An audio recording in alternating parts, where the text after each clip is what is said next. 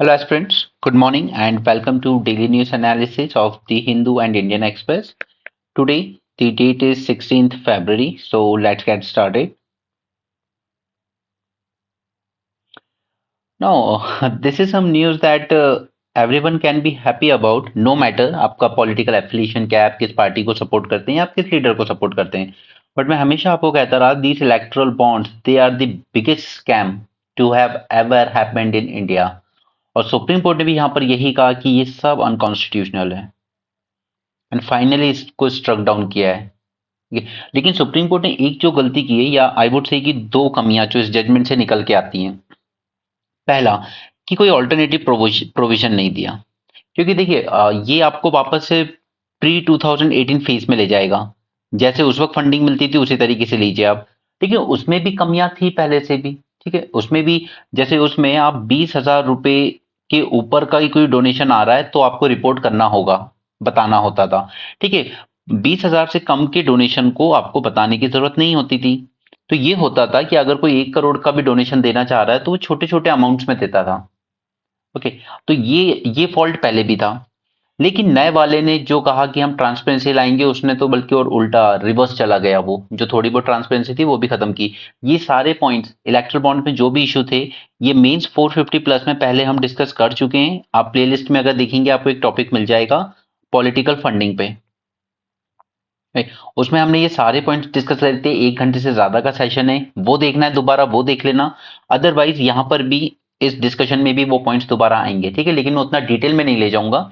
मैं आपको ये बताऊंगा कि यहाँ पर इसमें कमियां क्या थी, चैलेंज क्या क्या किया गया था. ठीक है, तो सही, हमें फोकस करना है आर्ग्यूमेंट्स पर. आखिर यहाँ पर अगेंस्ट में क्या चैलेंजेस किए गए थे. फर्स्ट, कि ये हमारे राइट टू नो को वायलेट करता है. नो सी, अगर आपसे ये पूछा जाए ना, प्रीलिम्स में कई बार ऐसा पूछा गया है. जैसे एक बार क्वेश्चन आया था, राइट टू मैरिज अंडर किस आर्टिकल में आएगा, क्या वो 19 में आएगा या 21 में आएगा. ठीक है, तो उसको लेकर फिर लोग चैट ग्रुप में आपस में लड़ने लगे थे. फिर आंसर की में उसने यूपीएससी ने माना कि राइट टू लाइफ में आएगा. ठीक है, नाउ अगर राइट टू नो डायरेक्टली पूछा जाएगी किसके फेवर में आता है, तो ये आएगा हमारा under article 19(1). Okay, not article 21. Right to life में नहीं, क्योंकि हम लोग क्या जनरली जो चीज कहीं पे स्पेसिफिकली मेंशन नहीं होती है वो ये मान लेते हैं कि आर्टिकल 21 में आना चाहिए right to life. But no, right to know हमारा जो है वो आता है अंडर आर्टिकल 19(1). ठीक है, तो इसके अगेंस्ट में जा रही थी इलेक्ट्रल बॉन्ड, क्योंकि इसने हर चीज को इन्होंने कहा था कि पब्लिक, यहाँ पर सॉलिसिटर जनरल जो थे गवर्नमेंट की तरफ से, उन्होंने क्लियरली कहा था कि public has no right to know about the political funding. और जो डोनर है उसको एनोनिमस ही रहना चाहिए, ताकि दूसरी पॉलिटिकल पार्टी उसको हॉन्ट ना कर सके कि आपने तो दूसरी पार्टी को भी फंडिंग दी है. बट ये सच था कि इसने ब्राइब एंड किकबैक्स को लीगल बना दिया था. आपको गवर्नमेंट प्रोजेक्ट चाहिए, आप गवर्नमेंट को फंडिंग दे दीजिए इलेक्ट्रल बॉन्ड के फॉर्म में, और वो एक तरीके की ब्राइब ही होती थी. इसलिए अधिकतर देखा गया पिछले 1-2 साल में काफी इंफ्रास्ट्रक्चर प्रोजेक्ट बहुत पुअर कंस्ट्रक्शन हुआ है, बहुत ज्यादा पुअर. सीएजी की ही एक रिपोर्ट ने हमें बताया था कि गंगा एक्सप्रेसवे जो बन रहा है उसमें पर किलोमीटर कॉस्ट आनी थी आपकी समवॉट 18 करोड़ पर किलोमीटर. बट वो एस्केलेट करके कर दी गई 250 करोड़ पर किलोमीटर. ठीक है, तो ये इतना मैसिव करप्शन हुआ था गंगा एक्सप्रेसवे में. हालांकि सीएजी की रिपोर्ट आने के बाद उन सभी सीएजी के जो ऑफिस के दूसरे ऑफिसर्स थे उनको ट्रांसफर कर दिया गया, किसी को केरल भेज दिया गया, किसी को कहीं और. ऑलराइट, चलिए वो अलग इशू है. Now, electoral bond donations to political parties hide their identity of the donors and recipients. ना ये पता चलेगा किसने दिया, ना ही ये पता चलता था कि किस पार्टी को मिला है. Before the introduction of electoral bonds, पहले के केस में political parties had to disclose details of all its donors who have donated more than 20,000. ठीक है, 20,000 से ज्यादा, उससे कम में तो तब भी ट्रांसपेरेंसी नहीं थी. Hence, electoral bonds compromise citizens' right to know, which is part of right to information under Article 19. अब आप कहेंगे कि 20,000 से कम पे भी तो ये लोग डिस्क्लोज नहीं कर रहे हैं ना. हाँ, नहीं कर रहे. और सुप्रीम कोर्ट ने इस ऑब्जर्वेशन को डील भी किया. उसने कहा कि देखिए जो छोटी छोटी फंडिंग देते हैं ना, वो लोग इतनी कैपेसिटी नहीं रखते कि गवर्नमेंट की पॉलिसीज को इन्फ्लुएंस कर सके.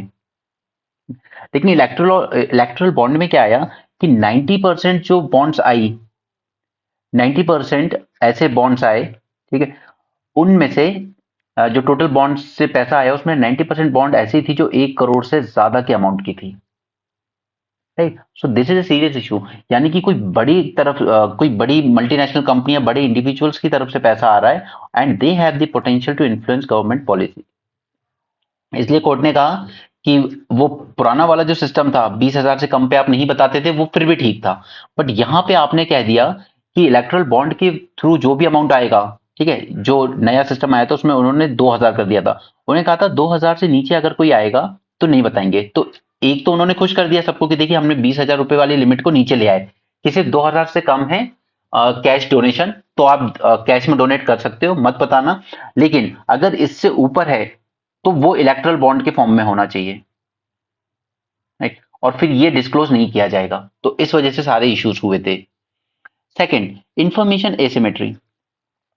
The principle of anonymity does not apply to the government of the day, which can always access the donor details by demanding data from SBI। नहीं, ये बात हमने पहले भी की है कि दूसरी पार्टीज तो नहीं पता लगा सकती, लेकिन एसबीआई वो एक गवर्नमेंट बैंक है, गवर्नमेंट की कंट्रोल में, वहां बोर्ड ऑफ डायरेक्टर्स भी गवर्नमेंट अपॉइंट करती है।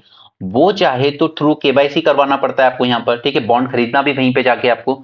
तो वहां पे गवर्नमेंट जरूर ये देख सकती है कि कौन सा ऐसा कॉर्पोरेट हाउस है जो दूसरी पार्टी को फंडिंग दे रहा है।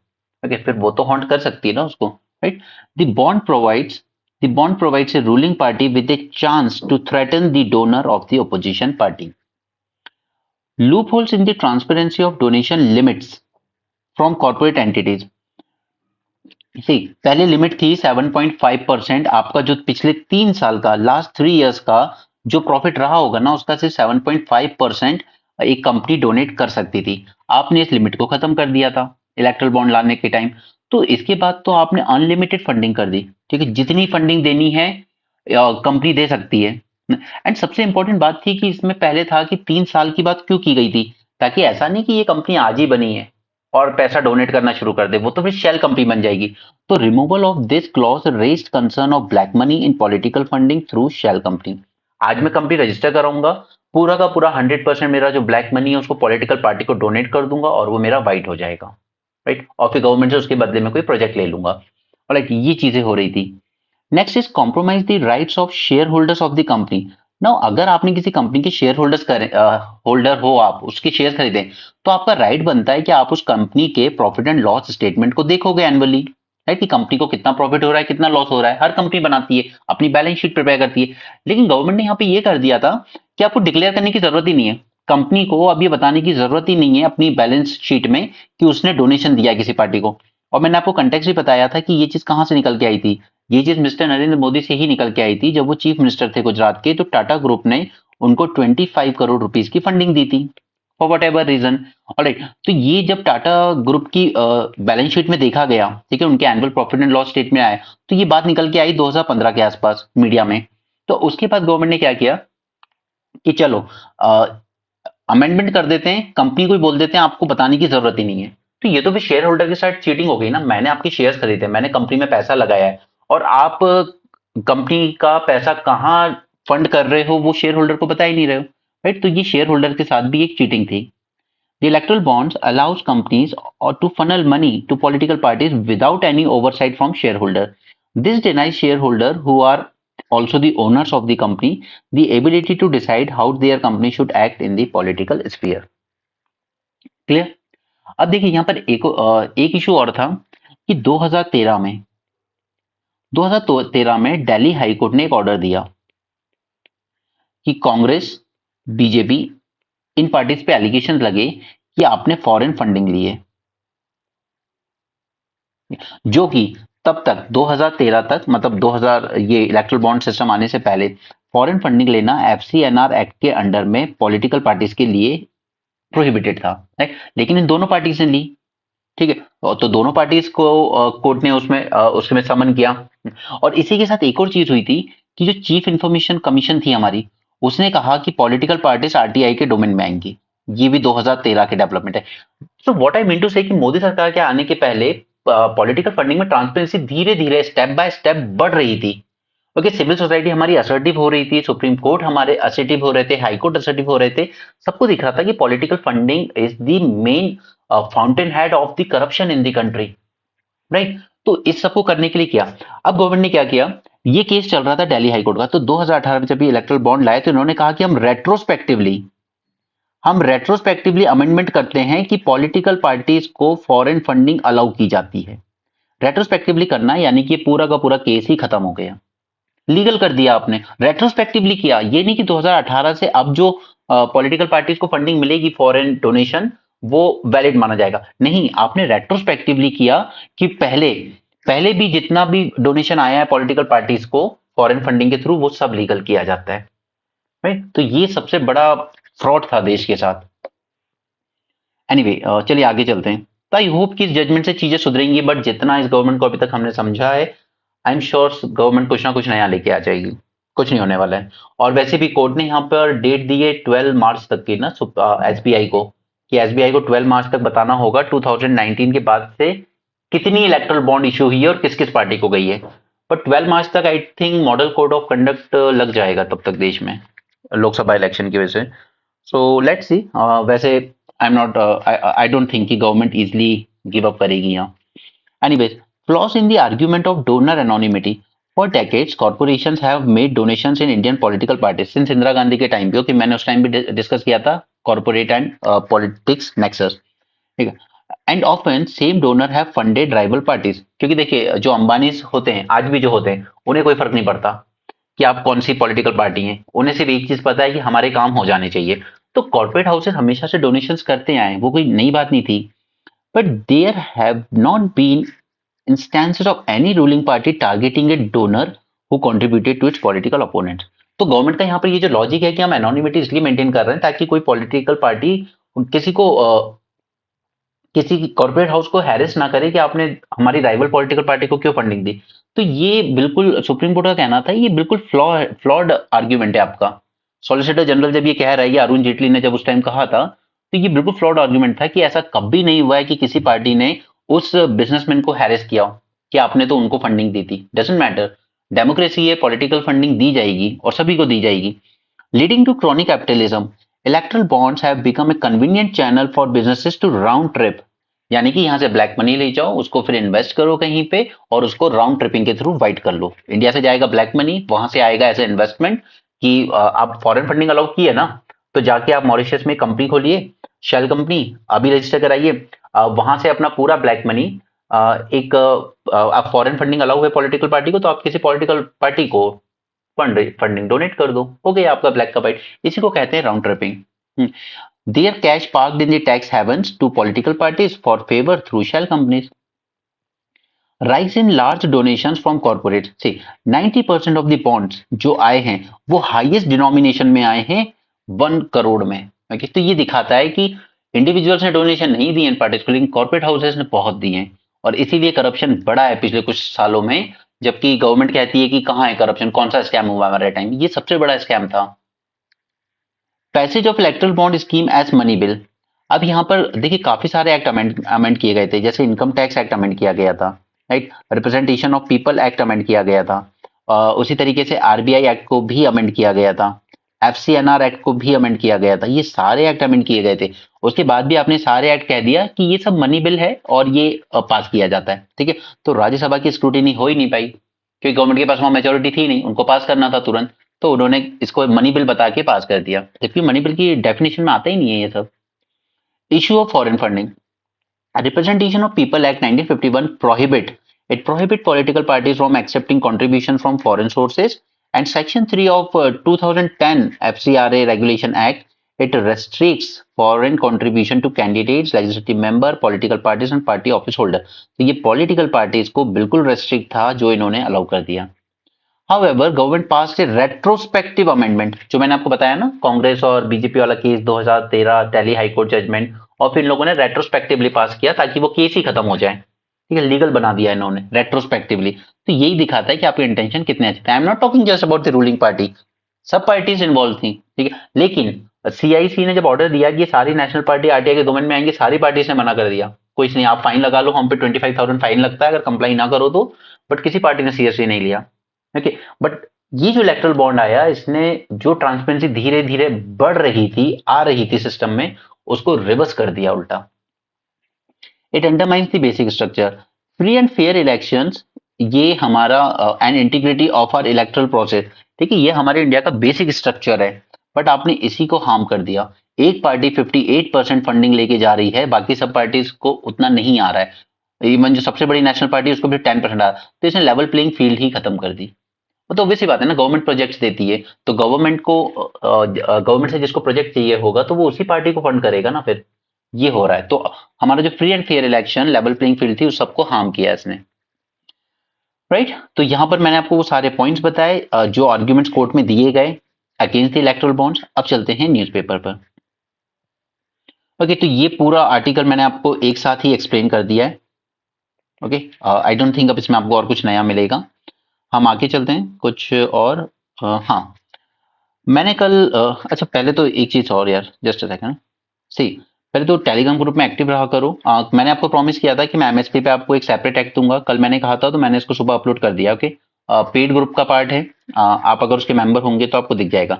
सेकंड थिंग इज कि अभी तक मैं पिछले 8-10 महीने से आपके साथ जितना भी न्यूज़पेपर एनालिसिस कर रहा हूँ उसी पर बेस में आपको एमसीक्यूज पोस्ट कर रहा हूँ ग्रुप में, क्योंकि पेपर में यूपीएससी में जो क्वेश्चन आने हैं वो आपको न्यूज़पेपर रिलेटेड ही आएंगे। कोचिंग की मैगजीन्स पे डिपेंड मत होना। उसका देखिए एक लॉस है, कोचिंग की मैगजीन से शायद क्वेश्चन मिल जाए आपको, लेकिन वो इतना ज्यादा ओवरबर्डन कर देगा वो कंटेंट आपको, क्योंकि उनको ये दिखाना होता है कि देखिए ये हमारी मैगजीन वो हमारी मैगजीन, तो वो सब कुछ ही डाल देते हैं। ये भी दे दो बच्चों को, वो भी दे दो, बट आप उतना पढ़ नहीं सकते। पढ़ लोगे, रिवाइज नहीं कर सकते, और revision is the key to your success. So अपने न्यूज़पेपर से बनाए हुए नोट्स पे ज्यादा रिलाई करो, और उसी पे बेस मैं ये सारे एमसीक्यूज आपके ग्रुप में पोस्ट कर रहा हूँ। जैसे ये European free free trade association 2 दिन पहले भी न्यूज थी और आज भी न्यूज है इससे रिलेटेड, ठीक है। सीबीएम वगैरह ये साल भर में कई बार न्यूज में रहा है। तो टेलीग्राम ग्रुप पे एक्टिव रहना प्लीज। ओके, हर चीज मैं वीडियो के फॉर्म में नहीं रिवाइज कराऊंगा, कुछ चीज आपको टेलीग्राम ग्रुप के थ्रू भी रिवाइज हो जाएंगी। ओके, चलिए, ये उसी ग्रुप का ग्रुप से रिलेटेड आर्टिकल है, that is European free trade association. Now इसमें जो मेंबर हैं चार, इनके नाम याद रखेंगे आप, स्विट्जरलैंड, नॉर्वे, आइसलैंड एंड लिechtenstein, ठीक है। ये चार मेंबर्स आप इस ग्रुप के याद रखेंगे। EFTA, European free trade association. ना तो यहाँ पर एक लीक डॉक्यूमेंट था, अभी ये ड्राफ्ट ये साइन नहीं हुआ है, सिर्फ एक ड्राफ्ट तैयार हुआ था, तो उससे कुछ प्रोविजन लीक हुए थे, जिसमें कहा गया था कि इंडिया एक ऐसे क्लॉज के लिए एग्री कर सकता है जो 6 साल के लिए, 6 साल के लिए हमारे जो जेनेरिक ड्रग्स बनते हैं, एक दवाई जो बन के आई है फॉरेन से, उसकी टेस्टिंग की रिपोर्ट वगैरह, स्टैंडर्ड्स वगैरह सब वो शेयर करते हैं, ठीक है। लेकिन शायद 6 साल तक अब शेयर नहीं करेंगे, तो इससे दवाई आना मुश्किल हो जाएगी, जो अ, ये फार्मेसी वाली आती है, ठीक है। India has rejected the demand for data exclusivity, ठीक है। वो कह रहे थे कि हम डेटा शेयर नहीं करेंगे एटलीस्ट कम से कम 6 साल के लिए, लेकिन इंडिया ने अब कहा है कि नहीं, वो लीक हुई ना ड्राफ्ट की रिपोर्ट, तो उसके बाद इंडिया ने स्टैंड अपना क्लियर किया है कि हम इस चीज को एग्री नहीं करने वाले हैं। तो ये क्लॉज था क्या? Data exclusivity pertains to a clause in the draft agreement that puts a minimum 6 year embargo on clinical trial data generated during the testing and development of drug। Okay, उन्होंने जो क्लिनिकल ट्रायल्स किए होंगे, जो data generate किया होगा, उस पर वो लोग 6 इयर्स का एम्बार्गो लगाना चाहते थे। तो अब जो मैन्युफैक्चरर्स इस पे दवाई बनाना चाहेंगे, उनके लिए दिक्कत ये हो जाएगी कि अगर वो कॉपी कैट करना चाहते हैं यहाँ पे किसी प्रोडक्ट को, they would have to generate such data on their own. अब आपको वो सारी टेस्टिंग वगैरह खुद करनी होंगी, बट ये बहुत एक्सपेंसिव प्रोसेस होता है, right? This could affect also apply to the drugs that are not patented। और मेन चीज ये है कि पेटेंटेड ड्रग ठीक है, वो 20 साल के लिए मोनोपोली होती है, उसके बाद ही आप उसको कॉपी कर सकते हो, बट जो पेटेंटेड नहीं है ना, उन ड्रग्स पर भी अप्लाई हो जाता है ये प्रोविजन, अगर इंडिया एग्री कर देता तो। Such a clause could hamper the industry, जो हमारी इंडस्ट्री है जिसको फार्मेसी ऑफ द वर्ल्ड कहते हैं, उसको पूरा हैम्पर कर देता है ये, ठीक है। तो इंडिया ने रिजेक्ट कर दिया इस बात को, ये लीक ड्राफ्ट से ये बात सामने आई थी, ठीक है। इसके 4 मेंबर्स हैं, वो याद रखिएगा प्रीलिम्स के लिए। यहाँ पे कुछ नहीं, ये दिल्ली की स्पेसिफिक न्यूज़ है, जहाँ पे कोचिंग सेंटर्स को कहा गया है कि अगर आपके पास 20 से ज़्यादा स्टूडेंट्स हैं तो आप रेसिडेंशियल एरिया में नहीं पढ़ा सकते, जाके कमर्शियल एरिया में मूव कीजिए। जैसे लोग घर में ट्यूशन वगैरह पढ़ाते हैं फ्लैट में, अगर 20 से ज़्यादा बच्चे हो गए हैं, तो आप बाहर जाइए अब। यहाँ पे वही बात है सी, फर्स्ट टाइम ऐसा हुआ है हिमाचल में कि एक नॉन हिमाचली को नॉमिनेट किया गया for the Rajya Sabha from the state, ठीक है। हिमाचल पर ऑलरेडी काफी स्पेशल प्रोविजंस हैं, जैसे आप वहां पे लैंड नहीं परचेज कर सकते, लेकिन अब यहाँ पे आप वही सब कर रहे, तो वो जो अमेंडमेंट किया गया था ना अटल जी के टाइम, वो वाकई गलत था। जब इंसान उस स्टेट का है ही नहीं, तो वो क्या वहां के इंटरेस्ट को प्रिजर्व करेगा। केरला केरला को सेंटर ने कहा है कि पहले आप हाई कोर्ट से सुप्रीम कोर्ट से केस विड्रॉ कीजिए, उसके बाद हम आपसे बात करेंगे। इशू था सीलिंग और नेट बोरोइंग का, और ये ओरिजिनल ज्यूरिसडिक्शन में आता है सुप्रीम कोर्ट की अंडर आर्टिकल 131। क्यों? क्योंकि जब भी कोई सेंटर स्टेट रिलेशन होंगे, ठीक है, या एक साइड सेंटर होगा और अलग साइड एक से ज्यादा स्टेट होंगे, तो इस तरह के जो फेडरल इश्यूज होते हैं उनको ओरिजिनल ज्यूरिसडिक्शन के दायरे में ही आता है। वहां पे आप हाई कोर्ट नहीं जा सकते, आपको सीधे सुप्रीम कोर्ट ही जाना होगा। तो एक बार जरा केरल वाला इशू फिर से रिवाइज कर लेते हैं। ठीक है, मैंने पहले आपको समझाया था, बट आई थिंक एक हफ्ता हो चुका है उसको, एंड मेरा गोल यही रहता है आपके साथ कि ज्यादा से ज्यादा आपको रिवाइज कराई जाए चीजें बार बार, ताकि आप उनमें बिल्कुल एकदम कंफर्टेबल हो जाओ। मैं नहीं चाहता कि आप में से जब कोई मेंस के लिए क्वालिफाई हो तो लास्ट में उसको चीजें रट्टा मारनी पड़े। ओके, वो वाली प्रिपरेशन नहीं करनी है, वो आपको अच्छी रैंक नहीं देगा। चलिए, let's see. Net borrowing ceiling Kerala पे इंपोज की थी सेंटर ने। इशू क्या था? NBC restrict the state borrowing from various sources such as open market. To determine this ceiling, central government subtract the state liabilities including those from the public account. अब से ये एक concern था केरल का कि पब्लिक अकाउंट जो होता है ना, वो तो एक तरह की लाइबिलिटीज होती हैं स्टेट गवर्नमेंट की। जैसे आप लोग पेंशन फंड वगैरह में जो इन्वेस्ट करते हो, राइट, ये पब्लिक का अकाउंट होता है जो सिर्फ स्टेट गवर्नमेंट आपके बिहाफ में रखती है। तो इसको कभी भी उसकी नेट बोरिंग में ऐड नहीं किया जाता, सेंटर भी ऐड नहीं करता। सिर्फ कंसोलिडेटेड फंड ऑफ इंडिया यानी कि consolidated fund of state level पे भी होता है, इसमें जो बोरिंग्स वगैरह है उसको ऐड कीजिए। तो पहले तो अनकॉन्स्टिट्यूशनल काम यहां भी किया सेंटर ने कि उसने पब्लिक अकाउंट को भी ऐड कर दिया। Second, borrowings by state owned enterprise where the principal और interest service out of budget और थ्रू असाइनमेंट ऑफ टैक्सेस और सेस और any other state revenue are also deducted from NPC. तो अब यहाँ पे सेंट्रल गवर्नमेंट का क्या आर्ग्यूमेंट था? उनका कहना था कि अंडर आर्टिकल 293 स्टेट गवर्नमेंट को कोई भी लोन रेज करने के लिए सेंटर का कंसेंट लेना पड़ता है, अगर उस पर ऑलरेडी पहले से कोई लोन है सेंटर की तरफ से। ठीक है, तो हाँ, ये बात ठीक है। It justifies NBC to ensure fiscal discipline and transparency as recommended by 15th finance commission. 15th finance commission ने ये जरूर कहा कि आप इस तरह की चीजें कीजिए, ओके, लेकिन उसने ऐसे कोई स्पेसिफिकली रेकमेंड नहीं किया था कि आप स्टेट एंटरप्राइज जो होते हैं, जैसे स्टेट के भी पब्लिक सेक्टर एंटरप्राइज होते हैं, जैसे सेंट्रल गवर्नमेंट के हैं ओएनजीसी वगैरह, उसी तरह स्टेट के लेवल पे होते हैं, तो ये लोग भी अपने इंडिविजुअल लेवल पर डायरेक्ट बोरोइंग करते हैं मार्केट से, ठीक है? और उसको खुद ही पे भी करते हैं। और अगर स्टेट गवर्नमेंट एक गारंटी दे सकती है अपनी तरफ से, अगर फिर वो डिफॉल्ट कर जाए तो पे कर सकती है। लेकिन कभी भी फाइनेंस कमीशन ने ये नहीं कहा कि आप जो स्टेट के पब्लिक सेक्टर एंटरप्राइजेस हैं उनकी बोरोइंग्स को भी गवर्नमेंट के डेफिसिट में ऐड करो। It includes state enterprise debts. Just a second, क्या हो जाता है इसमें? It includes state enterprise debt in NBC to prevent the off-budget transaction and hidden liabilities. ठीक है, तो ये चीज केरल ने चैलेंज की है, बट सेंटर कह रहा है इसी पे कि हम जस्टिफाई कर रहे हैं इसी के थ्रू कि हमने जो किया गलत नहीं किया। केरल का आर्ग्यूमेंट क्या है? It contends that state enterprises debts like उनके जो भी केरल इंफ्रास्ट्रक्चर वगैरह हैं, ठीक है, ये कॉन्स्टिट्यूशनली वैलिड नहीं है, आप इस पे वो नहीं कर सकते। Second, 15th finance commission report ने कभी स्पेसिफाई नहीं किया था कि आप स्टेट एंटरप्राइजेस डेट को भी ऐड करेंगे इनके उसमें एनबीसी में। 266 clause 2, it argue that public account transactions are under state jurisdiction, questioning their inclusion in NPC। ये सबसे बड़ा इश्यू है, पब्लिक अकाउंट का पैसा वो स्टेट की जुरिस्डिक्शन में आता है, उसमें सेंटर कुछ नहीं कर सकता, तो आप नहीं इंक्लूड कर सकते उसको। Similarly it emphasize that Kerala physical responsibility act, जो एफआरबीएम एक्ट होता है, वो स्टेट लेवल पे ही बनाया जाता है, arguing that it already ensure fiscal discipline, questioning the need for central intervention. Already FRBM act है स्टेट लेवल पर और विद इन लिमिट भी चल रहा है उसका, तो फिर सेंटर को इंटरफेयर करने की क्या जरूरत पड़ी? Reference to Article 202 of the Constitution and 343 of State Laws asserting states' control over its public debt and financial affairs, challenging the center imposition of NPC। तो ये 2-3 पॉइंट्स थे जो मोस्टली आप याद रखिए कि एक तो पब्लिक अकाउंट वाला इशू वो क्यों ऐड किया आपने, दूसरा पब्लिक सेक्टर एंटरप्राइजेस की जो बोरोइंग्स हैं वो आपने क्यों सीलिंग में ऐड किए, तीसरा जब स्टेट लेवल पर एफआरबीएम एक्ट ऑलरेडी है तो फिर सेंटर को क्या जरूरत है यहाँ पर कुछ भी रेगुलेट करने की। राइट, ये 3 इशू मेनली याद रखिएगा। जब कोर्ट की तरफ से अगर कोई जजमेंट इसमें निकल के आता है तो वी विल सी दैट। इंस्टा इनसेट 3ds ठीक है। ये बद वही अर्थ ऑब्जर्वेशन सैटेलाइट से साइक्लोन वगैरह इन सबको मॉनिटर करेगा। जीएसएलवी ये इसकी इसकी 16th फ्लाइट होगी, बट पहले हमने क्रायोजेनिक इंजन दूसरों से लिया था फॉरेन से, लेकिन जब हमने इंडिजिनसली बनाया तो इंडिजिनसली ये 10th फ्लाइट होगी।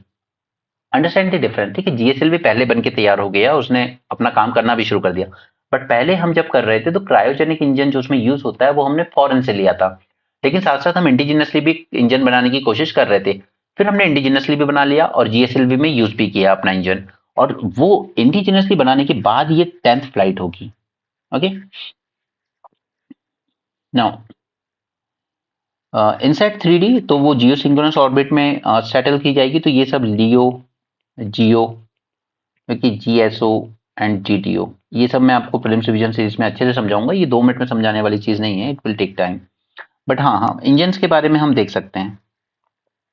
हमने अलग अलग टाइम पर चीजें बनाई। सबसे पहले हमने सैटेलाइट लॉन्च व्हीकल 3 से स्टार्ट किया था। सभी सॉलिड स्टेज हुआ करती थी इसमें, और ये सिर्फ लियो तक ही जा पाता था, लो अर्थ ऑर्बिट तक, राइट। बट उसके बाद हम लेकर आए एसिंक्रोनस सैटेलाइट लॉन्च व्हीकल, ये सेकंड लेवल का था। इसमें भी सभी स्टेजेस सॉलिड हुआ करती थी, और ये भी सिर्फ लियो तक ही जा सकता था। फिर हमने और वर्क किया पीएसएल एलवी की तरफ। यहाँ पर 2 स्टेज होती थी सॉलिड, 2 होती थी लिक्विड। ठीक है, ऑल्टरनेट सॉलिड लिक्विड फिर सॉलिड लिक्विड। ये अच्छा खासा पेलोड कैरी कर सकता था 1860, यानी कि हम कहीं ना कहीं अच्छी हैवी सैटेलाइट भेज सकते थे। एंड ये जा सकता था up to sun synchronous polar orbit. फिर हम लोग आते हैं जीएसएलवी पर, जो कि हमारे लिए एक बहुत बड़ी अचीवमेंट साबित हुई। इसमें 3 स्टेज होती है, ठीक है, यहाँ पे 4 स्टेज होती हैं, इसमें 3 स्टेज होती हैं, solid liquid and third stage होती थी क्रायोजेनिक। क्रायोजेनिक यूज करता है combination of hydrogen and oxygen. ये बहुत हैवी सैटेलाइट 2200 kg तक ले जा सकता है जियो सिंक्रोनस ट्रांसफर ऑर्बिट में। और इसके बाद हम मार्क 3 लेकर आए, और पावरफुल रॉकेट चाहिए था हमें, क्योंकि अभी भी हम 2200 kg के सैटेलाइट लॉन्च कर पा रहे थे। इससे हैवी सैटेलाइट जब हमें लॉन्च करनी होती थी, स्पेशली अर्थ ऑब्जर्वेशन सैटेलाइट, उसमें और ज्यादा पेलोड ले जाने पड़ते हैं। तो हम लोग फ्रेंच गयाना के आरियान स्पेस से लॉन्च करते थे। तो ऑब्वियसली बात है कि फिर हमारे फॉरेक्स रिजर्व पे भी असर पड़ता था, पे करना पड़ता था। ठीक है, तो हमने और हैवी रॉकेट डेवलप करने की कोशिश की। तो हमने डेवलप किया जीएसएलवी मार्क 3। इसकी भी 3 ही स्टेज थी, सॉलिड लिक्विड क्रायोजेनिक। 4000 kg तक का पेलोड ये लेके जा सकता है सन सिंक्रोनस ट्रांसफर ऑर्बिट में। ओके, और ये सारे ऑर्बिट मैं आपको किसी और दिन एक्सप्लेन करूंगा, या फिर जिस दिन न्यूज़पेपर एनालिसिस में चीजें कम होंगी उस दिन एक्सप्लेन करेंगे हम। ठीक है, बट हो जाएगा, डोंट वरी।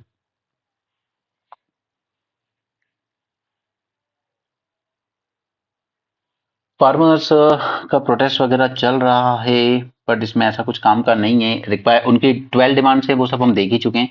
बट यहाँ पे एक फार्मर की बात सोचिए कि उनके साथ उनसे कुछ लैंड एक्वायर किया गया था फॉर एयरपोर्ट। ओके, काफी साल पहले उनसे लिया गया 2300 3100 स्क्वायर मीटर के रेट पे। ओके, और बाद में कॉर्पोरेट्स को ट्रांसफर किया गवर्नमेंट ने at the rate of 72,000 to 80,000 पर स्क्वायर मीटर। ये फार्म लीडर का कहना है। इस तरह की चीजें अगर हो रही हैं तो फिर फार्मर्स के साथ रियली चीटिंग हो रहा है। एनीवे, C2 प्लस 50%, ये मैंने आज आपको मेंस 450 प्लस में पूरा एक्सप्लेन कर दिया है। एमएसपी से रिलेटेड सारे एस्पेक्ट्स हमने वहां पे कवर किए हैं। ठीक है, हमने ये C2 वगैरह ये सब भी वहां पे समझ लिया है। इनकी डिमांड्स हमने एक दिन देखी थी इंडियन एक्सप्रेस में, एक बार दोबारा देखते हैं आप लोग खुद, ताकि डिसाइड कर सको कौन सी सही है कौन सी गलत। Increase in the import duty of all agriculture products, ताकि फॉरेन से आने वाला एग्रीकल्चर प्रोडक्ट्स थोड़ा उस पर इम्पोर्ट ड्यूटी लगे, ताकि वो महंगा हो और लोग हमारे यहाँ का जो सस्ता रहेगा उसको ज्यादा परचेज करें, ताकि यहाँ के किसानों की चीजें ज्यादा बिके। Delink itself from the WTO and cancel free trade agreement. Ban on FDI in agriculture and agro retail. Cancel farmer debt. Refrain from privatizing electricity and a monthly farmer pension of rupees 5,000. So I personally agree with this last point. A minimum wage of 26,000 per month for workers. Repealing of 4 labor code. ये अब जो हो रहा है ना, आज specially आज industrial worker plus farmer दोनों का कंबाइंड प्रोटेस्ट है। तो इंडस्ट्रियल वर्कर्स का कहना है कि मिनिमम वेज दीजिए आप वर्कर को 26,000 पर मंथ, और ये जो आप 4 लेबर कोड लाए हो इनको खत्म करो, वापस लो। Calling back the amendments propose to the electricity act that allow for privatisation of power distribution board. तो ये कुछ इनके डिमांड्स हैं। अगर आप इंटरव्यू में पहुंचोगे तो ये सब आपको पता होना चाहिए, और फिर ये भी पता होना चाहिए कि कौन सी आप सपोर्ट करते हो कौन सी नहीं करते हो। प्लेसेस ऑफ वर्शिप, तो इससे रिलेटेड बस एक places of worship special provision act है, जिसके बारे में मैंने आपको बता दिया था पहले, 2 बार डिस्कस कर चुका हूं मैं, कभी आगे दोबारा करनी होगी तो हम करेंगे, ठीक है। बाकी आप जानते हो उसको, अगर आप पहले से फॉलो करें तो आप जानते होगे। ये इलेक्ट्रल बॉन्ड को लेकर ही है, बट आई थिंक मैंने इसके सारे एस्पेक्ट्स आपको क्लियर कर दिए हैं पहले ही, बट हाईलाइट किया तो मैं एक बार दिखा देता हूँ। Amendment to the companies act, it removed the cap of 7.5% of company's profit. Okay, now they can donate to political parties without any requirement to disclose details of the recipient parties in its profit and loss account. अब उनको अपनी book में दिखाना भी नहीं होता था। It also mandated disclosure of donation details since 2019. ठीक है, ये कोर्ट ने कहा है कि 2019 के बाद से जो भी डोनेशन दिए गए हैं उनकी डिटेल दीजिए, but I personally don't believe कि एसबीआई दे पाएगा या गवर्नमेंट देने देगी। अब कोर्ट हमेशा से असर्टिव रहा है, इसने चीजें इंप्रूव करने की कोशिश की थी इलेक्शन प्रोसेस में, जैसे इसने 2013 में कंपलसरी कर दिया था। अभी तक मजबूरी क्या हो जाती थी कि अगर सपोज कि 2-3 पार्टियां सभी ने कैंडिडेट ऐसे खड़े करे हैं जो मुझे पसंद नहीं है, ठीक है, कोई पढ़ा लिखा नहीं है या कोई करप्ट है या फिर कोई क्रिमिनल बैकग्राउंड से आता है, इस तरह की चीजें, तो मेरे पास कोई ऑप्शन नहीं होता था, मुझे किसी को तो वोट देना है, तो कोर्ट ने उस टाइम कहा था नोटा का भी ऑप्शन दो ईवीएम पे, ताकि जिसको पसंद हो, अगर कैंडिडेट पसंद नहीं है नोटा दबा दो। बट एक स्टेप पहले दूर रह गया यहाँ पर कोर्ट, उसको देना था एक्चुअली पब्लिक को राइट टू रिजेक्ट, बट उस वक्त लगता था कि अगली स्टेप ये आ जाएगी, धीरे धीरे आ जाएगी, बट एक ऐसी गवर्नमेंट आई जिसने सब चीज रिवर्स कर दी। ठीक, यहाँ पर राइट टू रिजेक्ट ये होता है कि अगर इन सब कैंडिडेट को सपोज किसी को 12% वोट मिले, किसी को 14% मिले, किसी को 22% मिले, इस तरह से अगर नोटा को सबसे ज्यादा वोट मिले, सपोज नोटा को 25% मिला, तो ये इलेक्शन कैंसिल कर दिया जाएगा, फिर सभी पॉलिटिकल पार्टीज को न्यू कैंडिडेट लॉन्च करने होंगे, ठीक है, और दोबारा इलेक्शन होगा न्यू कैंडिडेट्स के साथ। तो ये एक चीज अच्छी हो जाती है इसमें कि फिर पार्टीज के पास अगर राइट टू रिजेक्ट दे दिया जाए पब्लिक को हमारे इंडिया में, तो फिर पॉलिटिकल पार्टीज पर प्रेशर रहेगा कि हमें अच्छे कैंडिडेट्स को टिकट देना है, राइट, हमें गलत कैंडिडेट्स को टिकट नहीं देना है, अदरवाइज पब्लिक नोटा दबाएगी और फिर दोबारा इलेक्शन होगा, राइट। तो ये आप अपने उसमें वे फॉरवर्ड में इंक्लूड कर सकते हो कि इंडिया में राइट टू रिजेक्ट देना चाहिए पब्लिक को, ठीक है। सेकंड, एक और रिकमेंडेशन आप दे सकते हैं, that is implementation of totaliser machine. अभी क्या होता है कि अगर एक बूथ है, सॉरी एक कॉन्स्टिट्यूंसी है पूरी, तो एक बूथ कहीं लगेगा, फिर दूसरा बूथ लगेगा, फिर ऐसे लगेगा, ठीक है, फिर सभी मशीन्स को एक जगह लाया जाएगा जहां पे काउंटिंग होगी, ठीक है, स्टोर रूम, यहाँ पे आपकी पूरी काउंटिंग शुरू होगी। अब काउंटिंग जब होगी ना, तो वो मशीन बाय मशीन होती है, ठीक, सपोज ये एक पर्टिकुलर लोकेलिटी से आई, ये एक पर्टिकुलर लोकेलिटी से आई, ये एक पर्टिकुलर, अब सपोज कि कोई एक पार्टी है, ठीक है, कोई कोई एक पार्टी है जिसने देखा कि यार मुझे इस कॉन्स्टिट्यूएंसी से वोट नहीं आए थे, राइट, तो वो फिर उसको ध्यान रखेगा इस बात का, ठीक है, इनसे इनसे वोट आए, इनसे वोट आए, इनसे वोट आए, ठीक है। अब सपोज कि कभी वाटर सप्लाई का इशू होता है, तो फिर वो ऐसे में अपना रिवेंज लेता है, वो कहता है कि ये जो 4 लोकेलिटी है इनमें जाना चाहिए वाटर, चाहे कुछ हो जाए, इसमें मत दो, बिल्कुल मत देना, ठीक है। पावर का शॉर्टेज हो रहा है, पावर कट करने की जरूरत पड़ रही है सर, इंडस्ट्रीज को ज्यादा देना है, ओके, इन 4 में मेक श्योर करना कि इन 4 में जरूर मिले, लेकिन इस वाले को मत देना, यहाँ से मुझे वोट नहीं आते हैं, राइट। तो ये इस तरीके की पॉलिटिकल रिवेंज चलता है फिर। तो टोटलाइजर मशीन का ये कहना था कि जितने भी ये बूथ से आए हैं, ठीक है, ईवीएम जितनी भी आई है, उन सबको पहले एक टोटलाइजर मशीन में डाला जाएगा, ईवीएम के सारे वोट मिक्स हो जाएंगे यहाँ पे, और फिर एक कंबाइंड काउंटिंग होके आपको रिजल्ट दे दिया जाएगा, है? तो उससे ये जो विक्टिमाइजेशन किया जाता था एक पर्टिकुलर बूथ का, ठीक है, जैसे again don't take it person, but अगर कोई बीजेपी का मेंबर है, ठीक है, या कोई रेडिकल पार्टी का है, तो उसमें क्या है कि किसी मुस्लिम डोमिनेटेड कॉलोनी से वोट नहीं आए, तो फिर चलिए यहाँ पे फैसिलिटी वगैरह नहीं देना, ठीक है, अगर कोविड वगैरह फैल रहा है तो छोड़ो, उधर कोई सैनिटाइज करने की जरूरत नहीं है, पहले इधर करो जहां से मुझे वोट आए थे। तो ये 2 recommendation, right to reject and totalizer machine, ये 2 रिफॉर्म इलेक्शन में जरूर होने चाहिए, और इस तरह की चीजें आपको पूछी जाएंगी मेंस में, क्या रिफॉर्म्स हम और कर सकते हैं इलेक्शन प्रोसेस में। ओके, तो नोटा का ऑप्शन दे दिया कोर्ट ने 2013 में, बट राइट टू रिजेक्ट नहीं, एक स्टेप पीछे रह गया, उसने सिर्फ नोटा दिया, ये नहीं कहा कि अगर नोटा को मैक्सिमम वोट मिला तो इलेक्शन कैंसिल होना चाहिए। Second is the removal of the protection given to legislature from immediate disqualification on conviction for criminal offense. Now see word criminal offense. अब इंडिया में क्या है कि जो डेफेमेशन है ना, वो अभी तक क्रिमिनल ऑफेंस माना जाता है, जबकि कई बार कहा गया है इसको सिविल ऑफेंस बना दीजिए, अगर किसी ने आपकी इज्जत को थोड़ा सा कुछ गलत बोला आपके बारे में, तो सिविल ऑफेंस, फाइन लगा दीजिए, छोटी सी सजा दे दीजिए, ठीक है।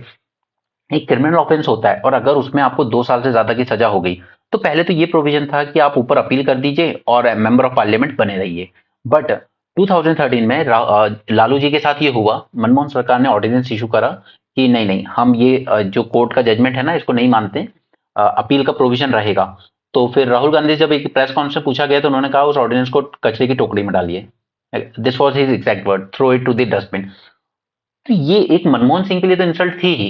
अगेन आई से कि उनके जैसा आदमी शायद देश को दोबारा नहीं मिलेगा। तो उनके लिए तो ये इंसल्ट थी, और राहुल गांधी उस पर कोई अथॉरिटी रखते भी नहीं थे, वो गवर्नमेंट का हिस्सा थे भी नहीं, ठीक है, उनके पास कोई राइट नहीं था इस तरह की लैंग्वेज यूज करने का, वो भी सरकार के अगेंस्ट। तो यहाँ पर एक अच्छा रिफॉर्म हुआ कि अगर आपको 2 साल से ज्यादा की सजा हो गई है क्रिमिनल केस में, तो आप अपनी सीट लूज कर देंगे। ऐसा नहीं है कि आप अपील कर दोगे आगे और आप मेंबर ऑफ पार्लियामेंट बने रह सकते हो। तो अभी जो राहुल गांधी को सजा हुई थी ना, वो भी यही केस था, और उनको 2 साल से ज्यादा की ही सजा हुई थी। उन्होंने मोदी कास्ट को लेकर कुछ कह दिया था कि सारे मोदी चोर होते हैं, तो ये क्रिमिनल ऑफेंस माना गया था कि जबकि इसको सिविल बनाना चाहिए। Next is mandatory disclosure of asset and criminal antecedents of candidate in election affidavit. Thanks to TN Seshan, वो इसके बहुत एडमेंट थे। He was the one of the best chief election commissioner जो अभी तक इंडिया ने देखा है। ठीक, उनके अगेन उनके टाइम पे अगर ये सब चीजें आई होती तो वो रिजाइन कर देते, मैं इलेक्ट्रल बॉन्ड जैसी चीज को सपोर्ट नहीं करूंगा, मैं रिजाइन करूंगा। Alright, next is expedited trials for MPs and MLAs involved in criminal offense। तो इनके लिए फास्ट ट्रैक कोर्ट्स का प्रोविजन किया गया, ठीक है। हालांकि फास्ट ट्रैक कोर्ट भी कुछ कर नहीं पाए, बट ये प्रोविजन किया गया। तो ये सब रिफॉर्म थे जो स्टेप बाय स्टेप लिए जा रहे थे इलेक्शन को बेटर बनाने के लिए। ये बाकी इश्यूज मैंने आपके साथ डिस्कस कर दिए। नेक्स्ट है यहाँ पे लीगल एजुकेशन की बात। देखिए, लीगल एजुकेशन में कुछ अच्छी यूनिवर्सिटीज हैं हमारे पास, कुछ अच्छे कॉलेजेस हैं, बट उसके बाद भी मेजोरिटी जो कॉलेजेस हैं उनमें हाल बहुत खराब है। और सबसे इंपॉर्टेंट उसका रीजन है कि डीन ऐसे लोग बने बैठे हैं जिन्हें कोई इंटरेस्ट नहीं है उस काम में। पार्लियामेंट्री स्टैंडिंग कमेटी की अभी रिपोर्ट आई थी, उसमें हमने जुडिशियल रिलेटेड कुछ चीजें देखी भी थी। उन्होंने कहा था कि ये हमें रीजनल बेंचेस बनानी चाहिए सुप्रीम कोर्ट की, बट सुप्रीम कोर्ट उसके लिए तैयार नहीं है। अच्छा, एक और बात, यहाँ पे सुप्रीम कोर्ट बहुत बोलता है ना ये right to information and all वगैरह वगैरह, बट सच ये है कि आज तक सुप्रीम कोर्ट ने भी कभी खुद को आरटीआई के दायरे में नहीं लाया है। उसने भी अभी से हमेशा यही कहा है कि हम आरटीआई दायरे से बाहर हैं। तो दूसरों से जब बात आती है राइट टू इन्फॉर्मेशन ट्रांसपेरेंसी की, तब सुप्रीम कोर्ट बॉस है, बट जब खुद पे बात आती है तो सुप्रीम कोर्ट कहता है no no, we don't come under RTI. अब जाके तो ये लोग अपने एसेट वगैरह डिक्लेयर करने के लिए रेडी हुए हैं, द सुप्रीम कोर्ट जजेस अब जाकर एग्री हुए हैं। पार्लियामेंट्री स्टैंडिंग कमेटी आई, उसने कहा था कि हमें एक रीजनल बेंचेस बनानी चाहिए सुप्रीम कोर्ट की अलग अलग स्टेट्स में, लाइक मुंबई में, चेन्नई में, लेकिन सुप्रीम कोर्ट इसके अगेंस्ट था। तो उसी पार्लियामेंट्री कमेटी ने लीगल एजुकेशन को भी कुछ रोल दिया था। और सेम चीज हमने जब आर्बिट्रेशन, इंटरनेशनल आर्बिट्रेशन की बात की थी, हमने कहा था कि हमारे पास उतने केपेबल लॉयर्स नहीं होते हैं, स्पेशली जो कमर्शियल डिस्प्यूट्स को समझें। हमने बात की थी एक दिन बायलेटरल इन्वेस्टमेंट ट्रीटी की, कि इंडिया में इन्वेस्टर्स के साथ कोई डिस्प्यूट हो जाता है, फिर इंटरनेशनल लेवल पे वो केस जाता है और इंडिया वहां हार जाता है। तो हमने कहा था कि पहले आप हमारे इंडिया की जो लोकल रेमेडीज है उनको पूरा यूज कीजिए, उसके बाद इंटरनेशनल लेवल पे आप डिस्प्यूट को लेकर जाएंगे। बट इंटरनेशनल लेवल पर डिस्प्यूट लेके जाते हैं ना, तो हमारे पास उतने क्वालिफाइड लॉयर नहीं है जो इस कमर्शियल इश्यूज को इतने अच्छे से समझते हो, ठीक है। तो यहाँ पर इसने यही कहा है पार्लियामेंट्री स्टैंडिंग कमेटी की लीगल एजुकेशन में काफी सारे रिफॉर्म करने की जरूरत है to strengthen the quality of legal education in India. सबसे पहले इसने कहा कि एक नए रेगुलेटर की जरूरत है। और ये जो अभी अभी सारा एजुकेशन रेगुलेट करता है बार काउंसिल ऑफ इंडिया, ठीक है। तो हमें एक नए रेगुलेटर की जरूरत है जो लीगल एजुकेशन को रेगुलेट करेगा and acquiring basic eligibility to practice in the courts. So regulating these part of legal education should be entrusted to an independent body। एक independent body बनाई जाए जैसे national council for legal education and research, ये develop करेगा qualitative benchmarks वगैरह। इस body में जजेस होने चाहिए, प्रैक्टिसिंग लॉयर्स होने चाहिए, and this body should have eminent law professor as well with an impeccable track record of research and serving legal education. तो सबसे इंपॉर्टेंट तो कि आपको पहले एक न्यू रेगुलेटरी बॉडी बनाने की जरूरत है। सेकंड कि 1700 ऑड लॉ स्कूल्स हैं यहाँ पर जो फोकस करते हैं टीचिंग पर, but with very less attention on research. कोई न्यू रिसर्च निकल के नहीं आती, जो वेस्ट में होती है वही हमारे यहाँ पढ़ा दी जाती है। This shows the abysmally poor level of research in India's law school. The committee emphasized the need to prioritize and promote research in legal education, which in turn will lead to better teaching outcome and help students develop a critical perspective। अब ये point जरा याद रखिएगा और जरा एक बार खुद पे अप्लाई भी कीजिएगा। अल्बर्ट आइंस्टाइन ने क्या कहा था? Value of college education is not the learning of many facts but training of mind to think. और यही गोल होता है मेरा आपके साथ जब मैं आपको ब्रेन स्टॉर्मिंग और मेंस 450 करवाता हूँ। मैं आपको फैक्ट्स याद नहीं करवा रहा हूँ, मैं तो आपको सिर्फ आपके दिमाग को उस तरीके से सोचना सिखा रहा हूँ कि सारी इंफॉर्मेशन आपके अराउंड ही है। ठीक है, रोजाना न्यूज़पेपर में पढ़ोगे, बुक्स में भी पढ़ोगे, बट फैक्ट्स का रट्टा मत मारो, चीजों को दिमाग में कनेक्ट करना सीखो। यूपीएससी का मेंस निकल जाएगा आपका। राइट नाउ अब दूसरी जरूरत है यहाँ पर, need to recruit world class global faculty. कल हमने आईआईटी से रिलेटेड आर्टिकल देखा था, उसमें भी यही मेन था कि हमने आईआईटी में अब उतनी अच्छी फैकल्टीज नहीं आ रही हैं। पहली बात तो स्टूडेंट्स की क्वालिटी कम, थोड़ी में गिरावट आएगी उसमें, नंबर ऑफ आईआईटी ज्यादा खोलने से। और कुछ आईआईटी हमने इतने बैकवर्ड एरियाज में खोल लिए हैं कि अच्छी फैकल्टीज वहां जाके रहना पसंद करती नहीं है। और फिर कम्युनिटी और आईआईटी का कोई लिंकेज नहीं है। गोवा में प्रोटेस्ट भी हो रहा है उसके अगेंस्ट, कल के पेपर में हमने डिस्कस किया था।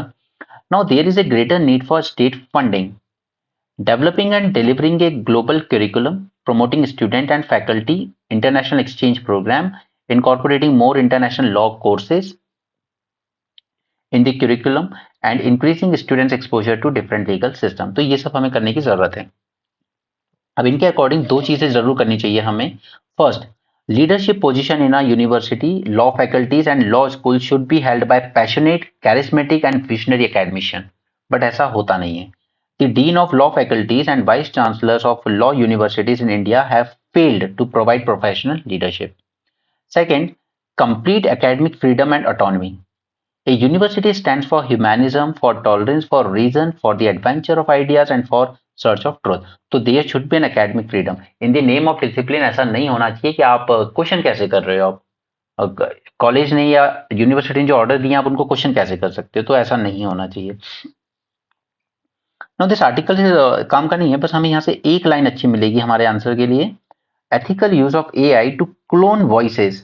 अब यहाँ पर दो सिंगर हैं जिनकी डेथ हो चुकी है पहले, ठीक है, एक की डेथ 22 में हो चुकी है, एक की 98 में हो चुकी है।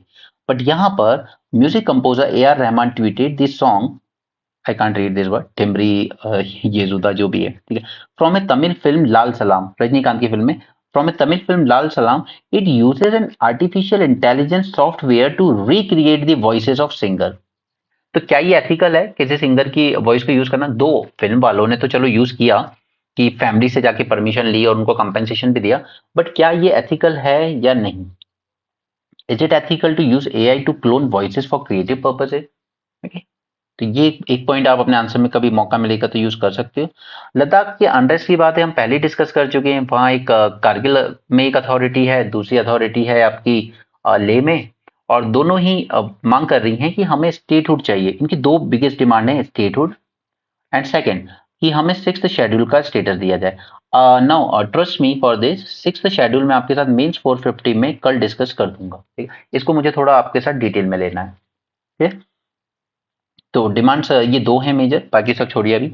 शेंजन, शेंजन एरिया क्या है? ठीक है, यूरोप की बात हो रही है यहाँ पे। शेंजन एरिया ये एक वीजा फ्री एक्सेस एरिया होता है कि इस कंट्री से इस कंट्री आप बिना वीजा के जा सकते हो। Okay, this is world's largest zone of movement, और कोसोवो ने लेटेस्टली इसको ज्वाइन किया है। और पहले से इसमें कौन कौन है? क्रोएशिया है, ये रोमानिया है, बुल्गारिया है और भी है, ठीक है। This agreement was signed in 1985। तो सिर्फ शेंजन एरिया को याद रखिएगा, ये यूरोप में फ्री जोन एरिया है, लाइक आप जा सकते हो बिना वीजा वगैरह के। ये आगे चलते हैं। ये क्विज प्लीज आप खुद से कर लिया कीजिए, अच्छे रहते हैं, कोई बुराई नहीं है।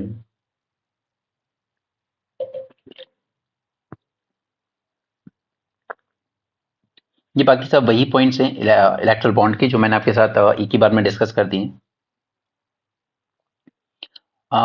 मैचिंग, अब से देखिए, हम पॉलिटिकल पार्टीज को तो आप मान सकते हो, आप मुझे भी कह सकते हो कि आप ही क्रिटिसाइज कर रहे हो, पॉलिटिकल पार्टीज क्रिटिसाइज करती हैं, सब एंटी बीजेपी होंगे इसलिए नहीं।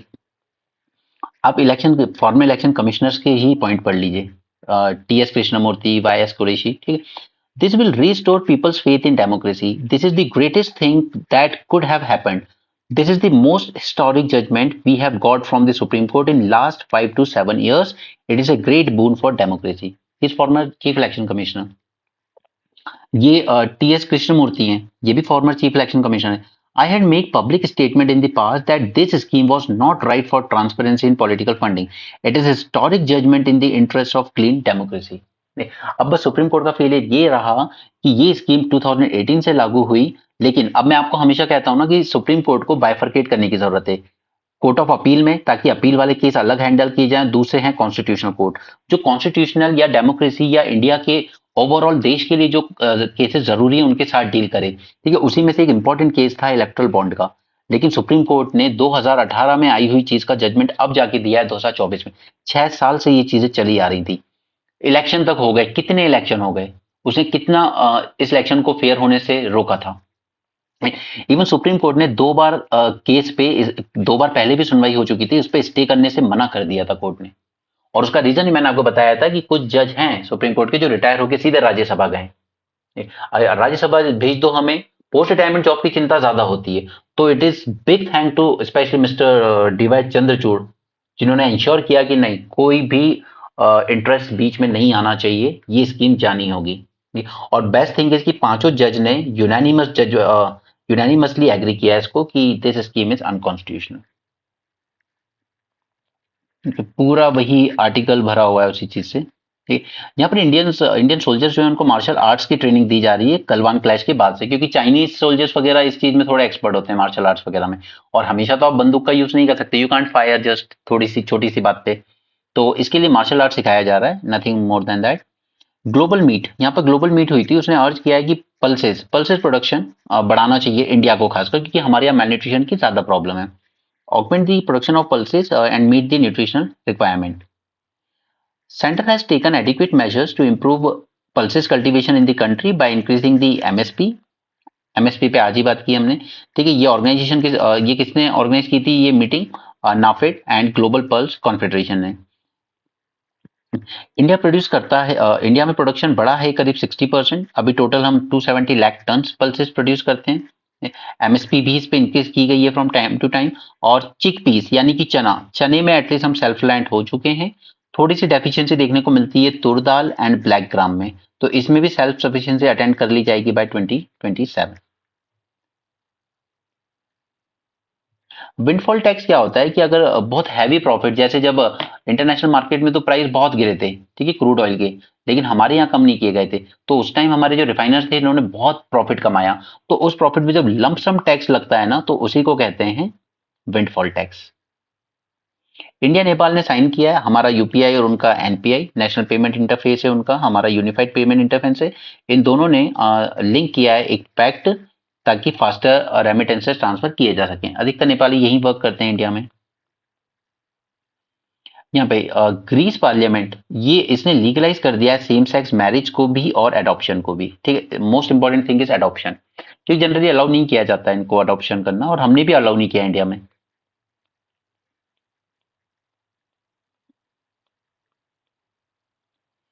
ना यहाँ से सिर्फ एक पॉइंट उठता है कि हेल्थ पॉलिसी जो बनाई जाती है, तो उसमें ऑब्वियसली बात है काफी सारे लोग बैठे होंगे, बट अधिकतर सर्वे में क्या देखा गया कि जो पॉलिसी मेकर्स बैठे होते हैं यहाँ पर, वो मोस्टली अर्बन एलाइट्स होते हैं,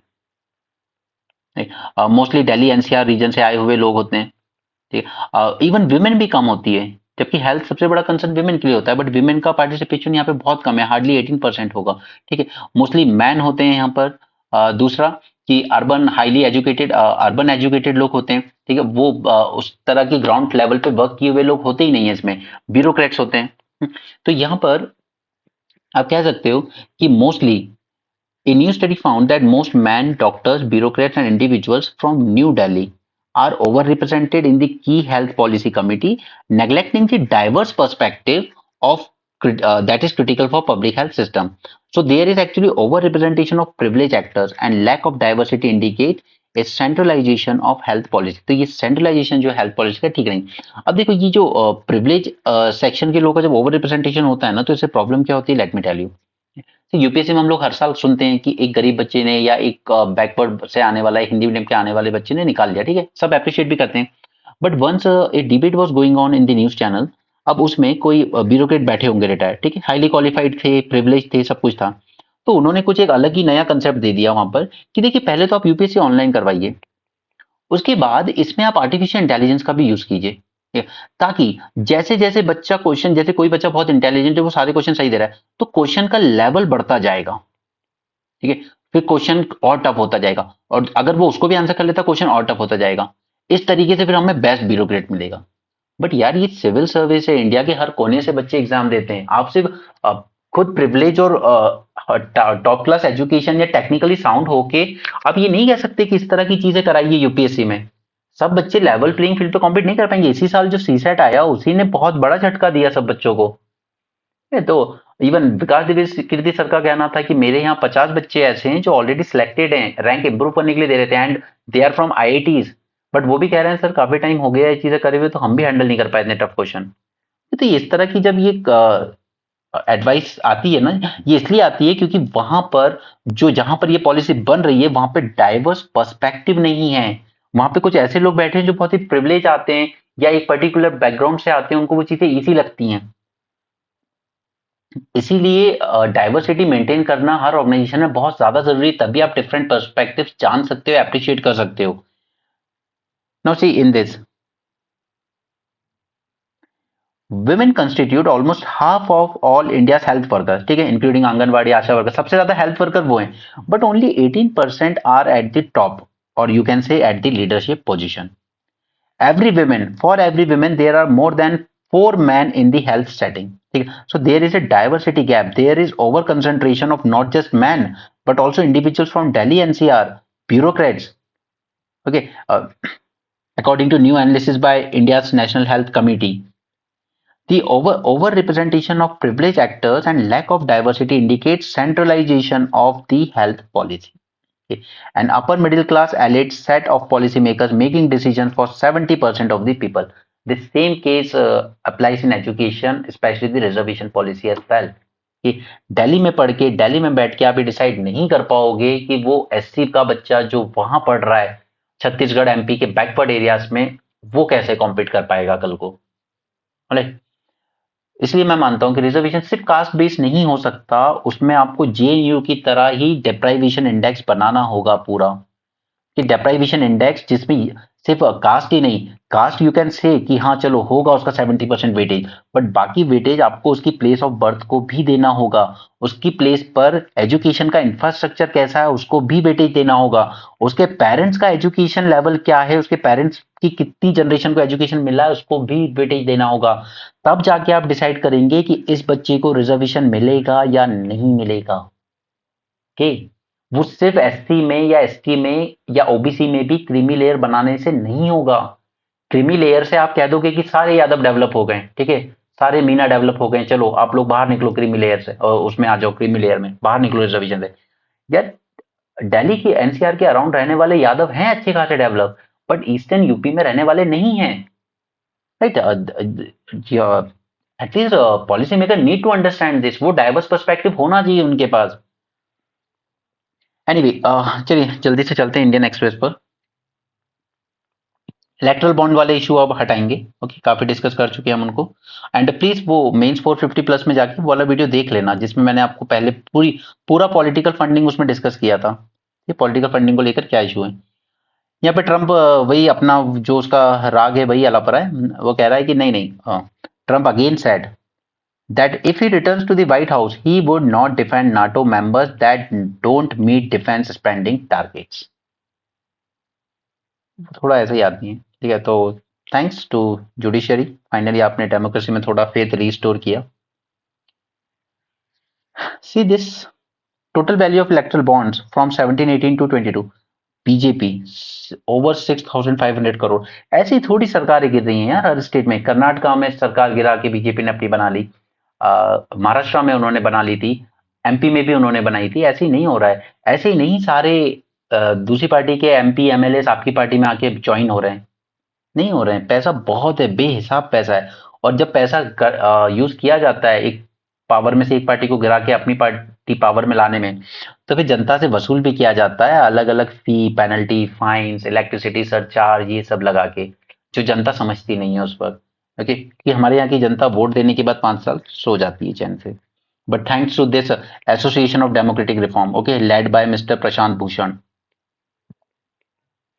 इसलिए मैं आपको कहता हूँ इस ऑर्गेनाइजेशन का नाम जरूर याद रखना है, इसने बहुत अच्छे अच्छे रिफॉर्म्स करवाए हैं कोर्ट के थ्रू, ठीक है। इसलिए सिविल सोसाइटी ऑर्गेनाइजेशन का रोल बहुत इंपॉर्टेंट है। सिविल सोसाइटी ऑर्गेनाइजेशन पे मैंने आपको मेंस 450 प्लस में एक वीडियो दिया था, लेसन दिया था, क्योंकि इनको कंट्रोल करने के लिए एफसीएनआर में काफी सारे अमेंडमेंट्स किए गए इनकी डोनेशन पर। इवन डोमेस्टिक में भी अगर कोई इनको डोनेशन देना चाहता है, अब जैसे इन्होंने अच्छा काम किया, कोई अच्छा आदमी इनको डोनेशन देना चाहता है तो उसमें उसको भी अपना पैन कार्ड लगाना होगा।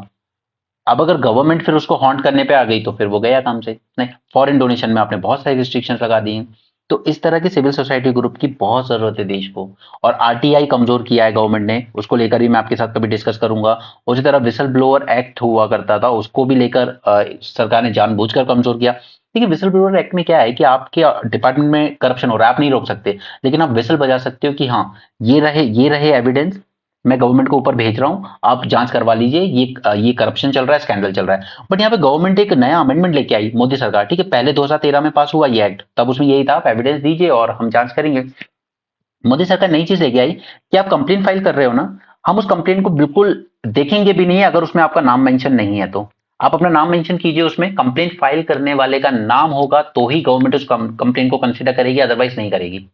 तो कोई पागल होगा जो अपना नाम लिख के अपनी मौत को इनविटेशन देगा। हमारे यहाँ बहुत सारे आरटीआई एक्टिविस्ट की डेथ हुई है, बहुत सारे विसल ब्लोअर्स का मर्डर हुआ है, राइट। सत्य प्रकाश दुबे सबसे फेमस, बिहार का केस 2003-4 अटल बिहारी वाजपेयी सरकार के टाइम की बात है। एनीवे यहाँ पर इलेक्ट्रल बॉन्ड्स देखिए आप, कितनी आई है बीजेपी के पास, 57% फंड्स। और इन सबको देखिए, Congress, even Congress national party उससे ज्यादा टीएमसी के पास आई है, जो बंगाल में सिर्फ एक्टिव है मोस्टली, ठीक है, बाकी सब पार्टी। तो कहाँ, कौन सा कंपटीशन हो पाएगा इसमें। वो किसी को भी, कोई भी सरकार गिरा सकते हैं, किसी भी एमपी एमएलए को अपनी तरफ बुला सकते हैं, कोई बड़ी बात नहीं है।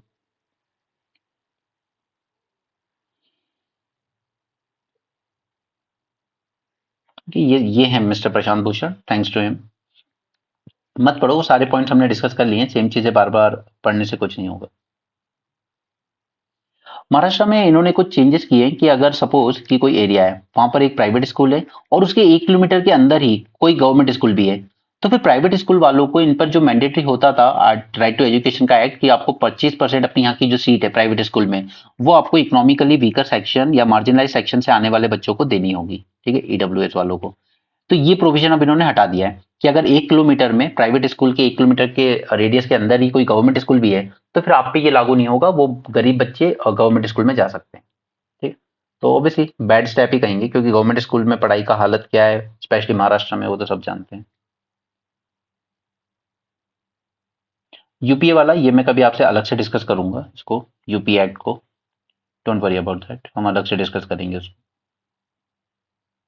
यहाँ पे ये मिस्टर एस वाई कुरैशी हैं, election commissioner, chief election commissioner हैं फॉर्मर, ठीक है, और सारे सेम पॉइंट्स उन्होंने वही डिस्कस करे जो मैंने आपको वहां पर समराइज कर दिए थे, ठीक। तो मैं इसको एज इट इज ग्रुप में पोस्ट कर दूंगा, आप इसको रीड कर लेना, मैंने हाईलाइट कर दिए हैं इसमें जो भी पॉइंट्स आपको जरूरत है, ठीक है। इसको मैं अब यहाँ पर लेकर दोबारा सेम चीज रिपीट नहीं करना चाहता, ये सब वही है जो मैंने आपको वहां समझाया। यहाँ पर ब्रिजभूषण सिंह को उस टाइम लगा था कि शायद अब गवर्नमेंट सीरियसली ले रही है, सस्पेंड कर दिया था उन्होंने इंडियन रेसलिंग फेडरेशन को, बट इन्होंने वापस से इन्हीं को रिस्टोर कर दिया। इनके जो, आप कह सकते हो इनके हाथ के पॉन मिस्टर संजय, ठीक है, संजय सिंह, उन्हीं को कंट्रोल कर दिया है, उन्हीं को दे दिया है, और इनके बेटे को भी यूपी रेसलिंग फेडरेशन का चीफ बना दिया है। तो बैक टू स्क्वायर वन, ठीक है, वो प्रोटेस्ट, उनके कंसर्न, सब कुछ वापस से जीरो पे आ गए। अब देखिए ये भी यही कह रहे हैं यहाँ पे कि अब आरटीआई को भी जरा कर लो कुछ ठीक ठाक, ठीक है, आरटीआई को भी कमजोर किया है, इसके अमेंडमेंट में आपके साथ प्रीलिम्स रिवीजन सीरीज में डिस्कस करूंगा। आरटीआई को भी कमजोर किया है गवर्नमेंट ने, ठीक, शायद ये एक बूस्ट मिलेगा आरटीआई एक्ट को फिर से स्ट्रॉन्ग करेगा।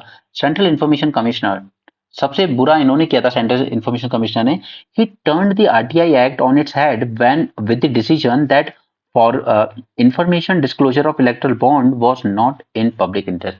ये चीफ इलेक्शन कमिश्नर हुआ करते थे उस टाइम, कुछ साल पहले। इन्होंने ये कह दिया था कि अगर हम इलेक्ट्रल बॉन्ड की इंफॉर्मेशन डिस्क्लोज करेंगे ना, तो ये पब्लिक इंटरेस्ट में नहीं है डिस्क्लोज करना, ठीक है। तो ये तो पूरा अपने आरटीआई का नाश लगा दिया था। आरटीआई जब आया था, दो गोल थे, transparency and accountability. Whether the supreme court judgement will put the RTI back on the track remains to be seen, क्योंकि इसकी हालत ज्यादा अच्छी नहीं है, वैकेंसीज रहती है स्पेशली इंफॉर्मेशन कमिश्नर्स की, ठीक है, पेंडेंसी बहुत ज्यादा हो रही है केसेस की, क्योंकि मैन पावर शॉर्टेज है तो पेंडेंसी भी बढ़ती जा रही है केसेस की। delayed hearing of second appeals, opacity, casual approach of officers in dealing with RTI queries. 3,21,000 appeals pending पड़ी हुई हैं आरटीआई में, ठीक है। और स्टेट इंफॉर्मेशन कमिश्नर के अगर लेवल पे देखेंगे आप तो वहां हालात और ज्यादा बुरे हैं, ठीक है? याद रखने की जरूरत नहीं है, but 4 out of 29 are defunct, at least 3 are still headless, कोई हेड ही नहीं है वहां पर स्टेट इंफॉर्मेशन कमिश्नर का। 19 have not care to file their annual report. तो ये जब गवर्नमेंट ऐसे अमेंडमेंट करती है ना जिससे पूरा वीक पड़ जाता है, तो जो बैठे हुए हैं उसमें वो सीरियसली लेते भी नहीं है फिर काम को। The CIC itself boasts of only 3 commissioners with 8 vacant post. Central information commission में भी 8 पोस्ट वैकेंट पड़ी हुई हैं। Repeated queries arising from personal vendetta raised concerns. Compliance with the commission's orders saw delays, while pendency kept on increasing. CIC faced its first major test with landmark judgment in 2013, जब उसने CIC ने कहा था कि political parties भी RTI के दायरे में आएंगी। 13 की बात है, बट किसी पार्टी ने एग्री नहीं किया। 6 नेशनल पार्टी हुआ करती थी उस टाइम 2013 में, सभी ने डिसएग्री कर दिया, हम नहीं मानते। ओके, ना उन्होंने कंप्लाई किया उस डायरेक्शन के साथ और ना ही उन्होंने अपील की उसके अगेंस्ट में। उन्होंने कहा 25,000 का फाइन लगेगा, भर देंगे, नहीं करना हमें, ठीक है। तो वहीं से एक लैक ऑफ ट्रस्ट शुरू हो गया था between the commission as well as government. PM care fund की बात, देखिए पीएम केयर फंड बना कैसे था, पब्लिक से ही डोनेशन लेके ना सबने, जो गवर्नमेंट एम्प्लॉयज थे उनकी एक एक दिन की सैलरी काटी गई थी हर मंथ, ठीक है। लोगों ने वॉलंटरी डोनेशन भी किया पब्लिक से पैसा लेके। उसके बाद आरटीआई में जब इसके बारे में पूछा गया कि कितना पैसा आया और कहाँ कहाँ सरकार ने खर्च किया, सरकार ने कह दिया ये आरटीआई के दायरे में नहीं आएगा। पब्लिक से पैसा लिया है, अब पब्लिक जब हिसाब मांग रही है तो आप मना कर रहे हो, कह रहे हो कि ये पब्लिक फंड नहीं है, तो फिर था क्या वो, राइट। तो आई होप कि इस पे भी कुछ निकल के आए कभी, क्योंकि इसके ना कुछ प्रोविजन निकल के आए थे। उसमें देखा गया था कि कुछ ऐसी कंपनियों को वेंटिलेटर बनाने के ऑर्डर्स दे दिए गए जो पहले से ब्लैक लिस्टेड थी, और उसका नतीजा देखा भी गया, जब वो वेंटिलेटर्स बन के आए तो प्राइवेट तो छोड़िए, गवर्नमेंट हॉस्पिटल्स ने भी उनको डिस्कार्ड कर दिया कि ये बहुत घटिया क्वालिटी के बने। और सरकार ने यही दिखाया कि कोई ज्योति इलेक्ट्रिकल्स था गुजरात का, कि हमने इस कंपनी को ऑर्डर दिया था और उसने बना के दिया वेंटिलेटर, इतनी घटिया क्वालिटी के वेंटिलेटर, और वही कंपनी गवर्नमेंट के ब्लैक लिस्ट में थी। ओके, तो पीएम केयर फंड को इन्होंने आरटीआई के से बाहर रख के देश से पैसा लिया, जनता से पैसा लिया, लेकिन जनता को ही हिसाब देने से मना कर दिया। The RTI Act was once called as sunshine legislation, rated as one of the best in the world and even emulated by few nations. Again, thanks to Dr. Manmohan Singh government. Okay, आगे चलते हैं। Venezuela, Venezuela पे sanction लगा रखे थे USA ने। पहले हम इससे बहुत सारा ऑयल इंपोर्ट करते थे, स्पेशली हमारी जो प्राइवेट कंपनीज हैं, रिलायंस जैसी, वो बहुत इंपोर्ट करती थी। लेकिन अब यहाँ पे यूएसए ने इससे सैंक्शन थोड़े से कम करें तो हमने अपना इंपोर्ट बढ़ाया है। After a gap of 3 years, India emerged as a top buyer of Venezuelan crude. Indian refiners had stopped oil import from Latin American country in 2020 after US imposed sanctions on Caracas, इसकी capital है, ठीक है। Mainly Reliance industries से काफी import करती है। UK and Japan slip कर गए रिसेशन में। टेक्निकल रिसेशन होता क्या है, अगर 2 कंसेक्टिव क्वार्टर तक यानी कि 6 मंथ तक कॉन्ट्रैक्शन होने लगे आपकी जीडीपी ग्रोथ में, तो उसे माना जाता है technical recession. Okay, I think rest ये सब पढ़ने की जरूरत नहीं है आपको, जितने पॉइंट्स मैंने बता दिए ना यूपीएससी के लिए मोर देन इनफ है। यहाँ पे तीन की लॉस थे जो सुप्रीम कोर्ट ने स्ट्रक डाउन कर दिए, वो सब मैंने आपके साथ डिस्कस कर दिया ना। कंपनीज एक्ट में 7.5 वाली लिमिट, इनकम टैक्स एक्ट में कि आपको फाइल करने की जरूरत नहीं है इलेक्ट्रल बॉन्ड से अगर फंडिंग आई है, आरपी एक्ट फॉरेन फंडिंग वाला, ठीक है। सारे पॉइंट हमने डिस्कस कर लिए हैं, so don't waste your time in same thing. बस देखना ये है कि अब क्या नया तरीका निकाला जाता है फॉरेन पॉलिटिकल फंडिंग का।